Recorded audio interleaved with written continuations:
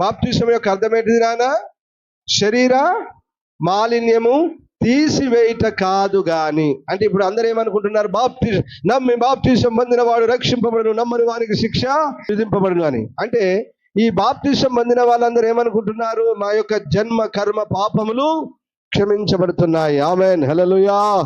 మా పాపాలను మేము ఇక కడిగేస్తున్నాం, ఇప్పుడు మేము నీతిమంతులము, పరిశుద్ధులము అని అనుకుంటున్నారు. ఓకే, మంచిదే బిడ్డ అని ప్రభు అంటున్నాడు. ఒరేయ్, ఈ శరీర మాలిన్యము తీసివేయటం మాత్రమే కాదు కానీ ప్రభు అయిన యేసు క్రీస్తు పునరుత్థాన మూలముగా నిర్మలమైన ఏ సాక్షి కలిగి, మంచి మనస్సాక్షి కలిగి దేవుని దగ్గర మనం ఏం చేయాలి?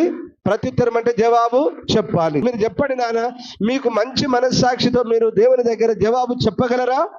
మంచి మనస్సాక్షి కలిగి నేను పాపములో లేను, నేనే పాపం చేయలేదు, ఎప్పుడైతే మిమ్మల్ని నమ్మానో ప్రభువా, నేను క్రీస్తు రక్తం చేత ఎప్పుడైతే కడగబడ్డానో, బాప్తిసంలో నేను ఎప్పుడైతే క్రీస్తు రక్తం చేత కడగబడి నేను అభిషేకం పొందుకొని సంఘంలో స్థిరపడి ఎప్పుడైతే విశ్వాసంలో కొనసాగుతూ ఉన్నానో, అప్పటి నుంచి నేను ఏ పాపము చేయలేదు, ఏ పాపములో లేను, ఏ తప్పు చేయలేదని మంచి మనస్సాక్షి కలిగి దేవుని ఎదుట జవాబు చెప్పుకోగలరా?